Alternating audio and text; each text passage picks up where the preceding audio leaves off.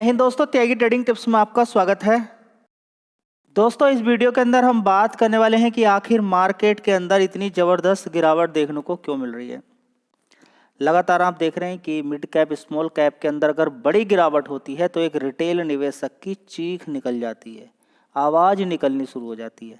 Large cap में अगर गिरावट होगी तो एक रिटेल निवेशक उतना ज़्यादा नहीं रोएगा, क्योंकि वो शेयर जिनके मार्केट कैप कम है या जिनके भाव 200-250 रुपये से कम के या 300 रुपये या अंडर 500 के नीचे के जितने भी ज़्यादा शेयर्स हैं, अगर उनके अंदर लगातार गिरावट देखने को मिलेगी या फिर कोई 50 रुपये का शेयर है वो गिरते गिरते कहाँ पर पहुंच गया, 20 रुपये के आसपास पहुंच गया, तो बड़ी दिक्कत, बड़ी परेशानी होगी। रोने लगेगा, कहने लगेगा कि आखिर मैं स्टॉक मार्केट के अंदर आया हुई क्यों हूँ। अब आपका क्वेश्चन है कि ये गिरावट हो रही है, कौन गिरावट कर रहा है और बड़ा प्लेयर आखिर खरीदेगा कब, ये आपका सवाल है। कमर क्यों टूट रही है स्टॉक मार्केट की? कमर टूटने का सबसे बड़ा फायदा कौन लेगा? अभी एक लालच जबरदस्त आपके माइंड में आ रहा होगा कि मैंने इतना ऊपर क्यों खरीद लिया, मैंने इतना ऊपर क्यों खरीद लिया। जहां मैंने खरीदा वहां से तो शेयर 20%, 25%, 30% गिर गया। बात समझ में आ रही है? स्टॉक मार्केट के रूप हैं ये, रूप। आपने सुना होगा ना कि कभी कभी कोई कोई मूवी आपने देखी होगी, डबल पर्सनैलिटी वाला इंसान, या फिर आपके आसपास भी दिखाई देता होगा कि आपसे पैसे लेते समय तो कुछ और, या फिर उसका आसपास के समय समय पर वो अपनी पर्सनैलिटी चेंज करता रहता है। तो ये सारी चीज़ें देखने को मिलती हैं स्टॉक मार्केट के अंदर। लेकिन होता क्या है, क्या होता है कि हम इस चीज़ को अवॉइड कर देते हैं। हम इस चीज़ को अवॉइड करते हैं कि स्टॉक मार्केट के अंदर तो गिरावट होने का कोई मतलब ही नहीं है। स्टॉक मार्केट में तो गिरावट कभी हो ही नहीं सकती है। बार बार मैं आपसे एक शब्द बोलता था कि गिरावट की तैयारी करो, गिरावट की तैयारी करो। ऐसा कोई दिन खाली जाता है और डेली बेसिस पर आपको वीडियो मिलती है, आपको क्या बोलता हूँ कि गिरावट की तैयारी करो। इसका मतलब क्या है? इसका मतलब यही है कि गिरावट होगी, गिरावटें हो सकती हैं आने वाले टाइम में। जी, आपको कैसे अनुमान पता चलता है गिरावटें हो सकती हैं? देखिए, आप 5 साल का डेटा अगर उठा के देखो किसी भी शेयर का, या 2 साल पहले का डेटा उठा के देखो, तो आपके दिमाग में खुद पता चल जाएगा कि वो शेयर ऐसे था, ऐसे ज़बरदस्त तेज़ी बन गई। सीधी बात है, बड़े प्लेयर ने यहाँ पर ख़रीदा है, वो ऊपर बेचेगा तो शेयर गिरेंगे। अब वो कब खरीदेगा? वो हमेशा सस्ता ही माल खरीदता है। त्यागी ट्रेडिंग टिप्स कितना सस्ता माल खरीदेगा? देखिए, आप महंगा खरीदते हैं तो ये आपकी प्रॉब्लम है। आप महंगा खरीदते हैं तो ये आपकी प्रॉब्लम है, उसकी तो कोई प्रॉब्लम नहीं है। महंगा तो आप खरीद रहे ना, वो तो महंगा नहीं खरीदता है, उसको तो बिल्कुल सस्ता माल चाहिए। जी, कितना सस्ता चाहिए? देख लीजिए, लगातार ही गिरा रहा है वो, मार्केट को लगातार ही गिरा रहा है, लेकिन फिर भी आपकी बात समझ में नहीं आ रही। कहाँ खरीदेगा? देख लीजिए, आप अपना अनुमान लगाइए कि वो कहाँ खरीदेगा। वो ऐसे लेवल पे खरीदेगा जहाँ से शेयर के अंदर तेजी बनेगी, और तेजी बनने के बाद भी वो सस्ता ही शेयर लगेगा, लगभग इतना नीचे खरीदेगा। ठीक है, तो पहले से ही रहा है, बड़ा प्लेयर हमेशा सस्ते दाम पर ही खरीदता है, और ये इस तरह की बीच बीच में गिरावटें हर 4 साल के बाद, 5 साल के बाद आती ही रहती हैं।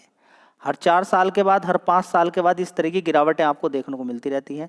लेकिन फिर भी क्या होता है कि आप इन सारी चीज़ों से सीखने का नाम नहीं ले रहे हैं, आप इन सारी चीज़ों को बिल्कुल भी सीख नहीं रहे हैं। त्यागी ट्रेडिंग टिप्स, वो बात सही है, आप बता दीजिए गिरावट का कारण। देखिए, आपके सारी चीज़ें आपके सामने ही बता रहा हूँ। कुछ समय पहले मार्केट कहाँ होता था, लेकिन आप इस चीज़ को जानने की कोशिश बिल्कुल भी नहीं कर रहे हैं। मैं बार बार आपसे बता रहा हूँ कि मार्केट कहाँ होता था, या जो शेयर आपने खरीदा है उसका प्रीवियस हिस्ट्री उठा कर देख लीजिए, 3 साल 4 साल पहले वो कहाँ था, आपको सब समझ में आ जाएगा। और उस शेयर को किसने खरीदा था उस समय, और कौन अब बेच रहा है, वो है FIs। वो बेच रहा है, बेचने के बाद खरीदता भी है, लेकिन कितना सस्ता खरीदेगा ये वो तो उसी को मालूम है, वो कितना सस्ता खरीदेगा। हाँ, आने वाला जो टाइम होने वाला वो खरीदेगा। जैसे आपको लगेगा कि ये तो इतना गिर गया, मेरा इतना बड़ा नुकसान हो गया, आपने भी शेयर खरीदे होंगे, वो शेयर आपने भी खरीदे होंगे, ये नहीं कि आपने नहीं खरीदे होंगे शेयर, वो शेयर आपने भी खरीदे होंगे। और हो सकता है कुछ शेयर आपने जो खरीदे हैं उन्हें देख के आपको गुस्सा आ रहा है कि काश मैं ये शेयर नहीं खरीदता, कोई दूसरा खरीद लेता। तो बताइए आप कौन सा शेयर खरीदते। ज़्यादातर शेयर के अंदर जिनके अंदर तेजी भी बनी है, जिनके Q3 के रिजल्ट्स भी अच्छे आ रहे हैं, Q2 के रिजल्ट्स भी अच्छे आए थे, उनके अंदर भी करेक्शन शुरू हो गया। बच कोई नहीं। मार्केट के अंदर जब गिरावट होती है बचता कोई नहीं है, और जब तेजी बनती है तो फिर बेकार से बेकार शेयर के अंदर भी तेजी बनती है, कोई नहीं रुकता है। तो बढ़िया बढ़िया क्वालिटी वाले शेयर्स भी गिर रहे हैं, और जो ज़्यादा तेजी जिनके अंदर थी उस हिसाब से रिजल्ट्स नहीं आएंगे तो गिरावट देखने को मिलेगी। पहला कारण कि बड़ी तेजी बनी थी, करेक्शन चल रहा है, नॉर्मल है मार्केट, लेकिन आपने इसको अलग कर दिया है। आप समझ ही नहीं पा रहे कि वो शेयर इतना महंगा आपको बेच रहा है, वो तो प्रॉफिट कमा रहा है। आप जो शेयर खरीद रहे हैं वो क्या कर रहे हैं, आप समझ पा रहे हैं जो शेयर खरीद रहे हैं आप, या नहीं समझ पा रहे हैं। दोस्तों, मार्केट में शेयर खरीदने के बाद बेचना भी पड़ता है, और इस चीज़ को आप समझ नहीं रहे हैं। किसी भी लेवल पे कोई भी शेयर खरीदना कोई लॉजिक नहीं है, लेकिन आप खरीदोगे जरूर। तो इसलिए मैं आपसे हमेशा बोलता हूं कि एक शेयर को खरीदते समय पहले से ही डिसाइड कीजिए उसके अंदर कितना पैसा लगाना है, और फिर लॉजिकली टुकड़ों टुकड़ों में उस शेयर को खरीदिए।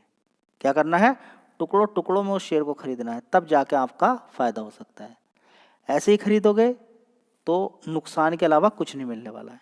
आज भी देखेंगे कि लगभग 3% की जो गिरावट देखने को मिल रही है मिड कैप के अंदर। आप देखिए यहाँ पर मिड कैप के अंदर जो गिरावट देखने को मिल रही है लगभग 3.25% की, इसी ने सभी की कमर तोड़ दी है। निफ्टी 50 के अंदर भी 1.25% की गिरावट हो गई है। 1.25% की गिरावट निफ्टी 50 के अंदर झेली जा सकती है, लेकिन मिड कैप के अंदर, स्मॉल कैप के अंदर झेलना बड़ा भारी होता है। क्यों? क्योंकि लोग यहीं पर खरीद कर बैठे हुए हैं जी। इन सारी चीज़ों को छोड़िए, देखिए आपको क्या क्या रीजन, FIs एक तो माल बेच रहे हैं, ठीक है। दूसरा यहाँ पर आपको क्या चीज़ें दिखाई देंगी, और बहुत कुछ दिखाई देगा। डॉलर के अंदर तेजी बनना, ठीक है, या फिर आप ये बोलें कि ट्रंप का आना, ट्रंप के नए नए रूल को लेकर आना, टैक्स लगाना, बजट के अंदर कुछ होगा क्या, अभी नहीं होगा, Q3 के रिजल्ट्स कैसे हैं। मल्टीपल रीजन आप ढूंढ लीजिए, लेकिन जो सबसे मेन रीजन है वो कोई आपको नहीं बता रहा। क्या? कि ऐसे था भाव, नीचे यूं भागा है। अब चलिए मैं एग्जाम्पल से प्रूफ कर देता हूं आपके सामने। शेयर का नाम है CDSL, 1342 रुपए के आसपास है। कितना? 1342 रुपए के आसपास, ठीक है। देखिए इसका पास्ट 1 ईयर देखिए कैसा है। ये देखिए पास्ट 1 ईयर इसका अगर देखते हैं तो लगातार तेजी तेजी तेजी है, उसके बाद इसके अंदर गिरावट शुरू हो गई, तेजी तेजी, उसके बाद गिरावट। क्या बात समझ में आ रही है या नहीं आ रही है? अगर नहीं आ रही तो क्यों नहीं आ रही है, ये है सबसे बड़ा खेल, कि आपकी बात समझ में क्यों नहीं आ रही है सारी चीज़ें।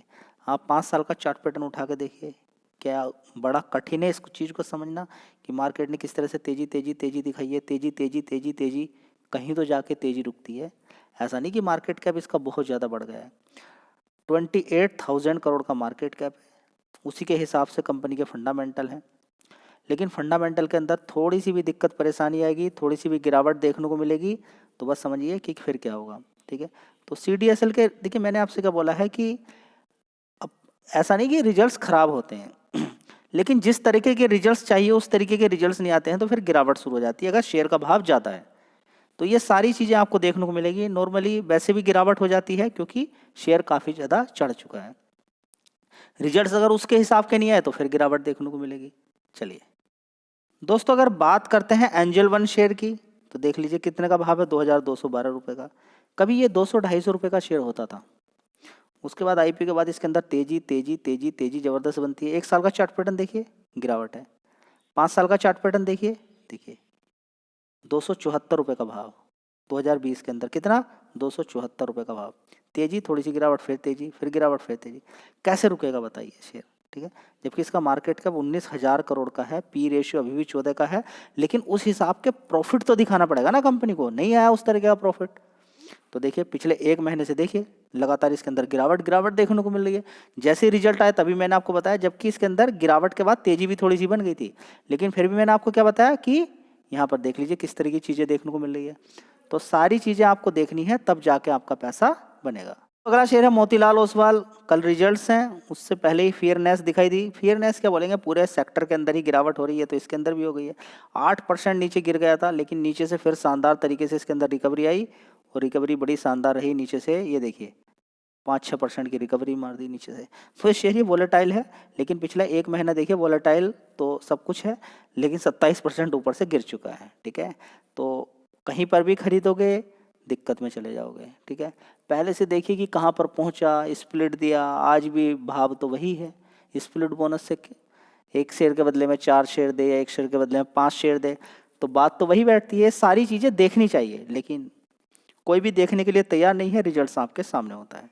तो अगला शेयर है हिंदुस्तान एरोनॉटिक्स। जितनी भी कंपनी बता रहा हूँ, इनके बिजनेस के अंदर कोई कमी नहीं है। आपको बिजनेस तो देखना ही है, साथ में देखिए कि क्या क्या चीज़ें देखनी है। मार्केट कैप आपको देखना पड़ेगा। अगर कोई ऐसी कंपनी है जो बढ़िया है लेकिन उसका मार्केट कैप बढ़ चुका है, तो उसे फंडामेंटल आगे अच्छे दिखाने हैं, नहीं तो वो शेयर रुक जाएगा वहीं पर, ज़्यादा नहीं भाग पाएगा। ठीक है, तो देखते भी होंगे आप हिंदुस्तान यूनिलीवर, HDFC बैंक को, ये एक जगह एक रेंज के अंदर ही घूमते रहते हैं, लेकिन पैसा नहीं जाता है। सबसे बढ़िया बात यह है, जो बढ़िया मजबूत कंपनियां हैं उनका मार्केट कैप बढ़ चुका है, तो उनके अंदर गिरावट ढूंढें आप, अच्छा पैसा आपका बनेगा। ठीक है, तो देखिए हिंदुस्तान एरोनॉटिक्स के अंदर भी गिरावट आपको देखने को मिली है। देखिए 13% गिर चुका है। तो ऐसा कोई शेयर ही दिखाई नहीं दे रहा है जिसके अंदर गिरावट ना हो। दोस्तों अगला शेयर है इरेडा। जी क्या करें, मैं आपसे एक सवाल पूछता हूँ, जवाब दीजिए। 30 रुपये का IPO का भाव, 200 रुपये पे अगर कोई बड़ा प्लेयर बेचता है या 50 रुपये पे खरीद कर बेचता है 200 पे, उसको नुकसान है क्या? नहीं। तो फिर आपके लिए कैसे सस्ता हो जाता है 200 रुपया? जी वो क्योंकि 30 रुपये से इसने 300 मारा है, तो वही तो चालाकी है बड़े प्लेयर की। लेकिन आपको तो ह्यूज क्वांटिटी मारनी है, टुकड़ों टुकड़ों में आप खरीद नहीं सकते हैं, तो क्या रिजल्ट निकलेगा? देखिए मेरी कोई गलती नहीं है, मार्केट गिर रहा है, ठीक है, ये मार्केट के पीछे का रीजन है, लेकिन आपने इस गिरावट का फायदा लिया क्या नहीं लिया? मैं तो लगातार आपको समझा रहा हूं कि गिरावट की ही तैयारी करो।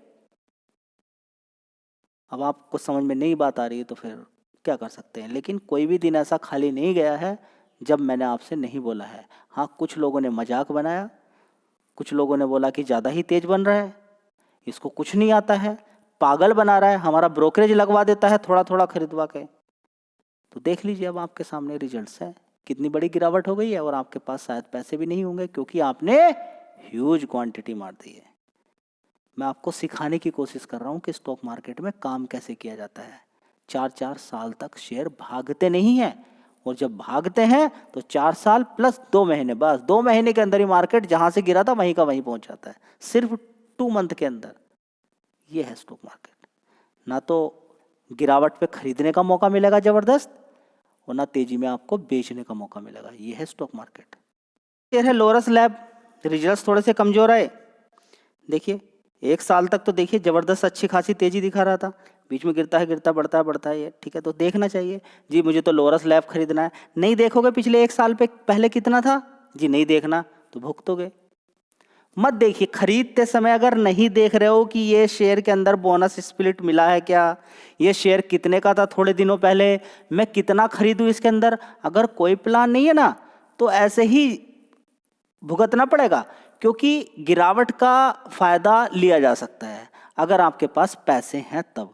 ये गिरावट कोई खराब नहीं है, क्योंकि आपके पास पैसे ही नहीं है नीचे खरीदने के लिए, तो गिरावट ये आपके किसी काम की नहीं है, बेकार है।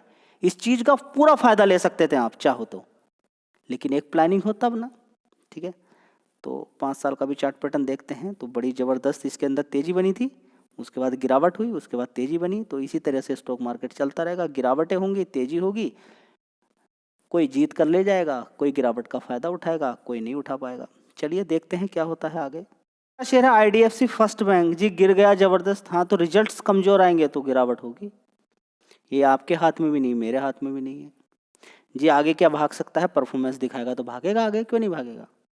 जी क्या बिल्कुल ख़त्म? ख़त्म क्यों, ख़त्म कुछ नहीं होता। रिजल्ट्स अप एंड डाउन करते रहते हैं, रिजल्ट्स काफ़ी समय तक नीचे भी चलते हैं और फिर उनके अंदर अच्छी खासी तेज़ी भी बनती है रिजल्ट्स के अंदर। ठीक है, तो ये समझना भी बहुत ज़्यादा ज़रूरी है। तो रिजल्ट्स कमज़ोर आए जिसकी वजह से यहाँ पर आपको देखने को सारी चीज़ें देखने को मिल रही है, बढ़िया भरकम गिरावट यहाँ पर देखने को मिल रही है। तो अगला शेयर है कैम्स, CAMS। ठीक है, इसकी अगर बात करते हैं तो देखिए इसने भी कुछ नहीं देखना है आपको, सिर्फ 6 महीने का चार्ट पैटर्न देख लीजिए, थोड़ा सा 1 साल का चार्ट पैटर्न देख लीजिए, आपको समझ में आ जाएगा क्यों गिरावट हो रही है। कठिन है समझना? ऐसा कुछ भी कठिन नहीं है जो आपकी समझ में नहीं आ रहा है कि गिरावटें क्यों हो रही है किसी शेयर के अंदर। रिजल्ट्स अच्छे आएंगे तब भी गिरावट हो सकती है। क्यों?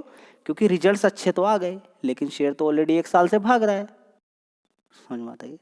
तो तेजी गिरावट चलती रहती हैं। कभी छोटी छोटी गिरावटें होंगी, कभी बड़ी बड़ी गिरावटें। ये समय बड़ी गिरावट का है, ठीक है। तो इसको झेल पाना बड़ा मुश्किल है। ये समय ऐसा है कि डिसीजन आपका सही होना चाहिए। एक समय ऐसा भी आएगा, इतनी बड़ी गिरावट होगी कि आप दूर ही हो जाओगे मार्केट से। देखिए, जब दूर नहीं होना है तब आप दूर होगे, बस यही है। जब खरीदना है तब नहीं खरीदोगे, जब नहीं खरीदना है तब खरीदोगे, यानी कि हाई पे खरीदोगे हमेशा, लालच में आके। तो आपकी कुंडली बड़े प्लेयर को मालूम है कि आप कैसे खरीदते हैं, कैसे लालच आपको आता है, कब आप डर जाओगे। शेयर को वो गिराते रहेंगे, आप माल बेच के चले जाओगे। वो खरीदते रहेंगे थोड़ा थोड़ा, एक साथ तो हर कोई बेचता नहीं ना। आपको लगता है कि एक साथ कोई बेच सकता नहीं। जब ज़्यादा किसी शेयर के अंदर गिरावट होगी तब आप डरेंगे, बेचेंगे, ठीक है। तो वो सस्ता सस्ता धीरे धीरे माल खरीदते जाएंगे।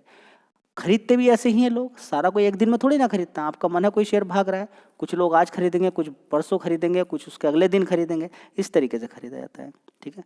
तो कंपनी खराब नहीं है, कंपनी का प्राइस खराब होता है। कंपनी खराब नहीं होती हैं, ज़्यादातर उनका प्राइस खराब होता है। तो आपका पैसा कंपनी के काम से बनेगा क्या, वो तो देखना ही है आपको। आपका पैसा बनेगा शेयर के प्राइस से, जो कि सस्ता आपको खरीदना है। खरीदने से पहले 100 बार सोचें, क्योंकि वो आगे बेचना भी है आपको।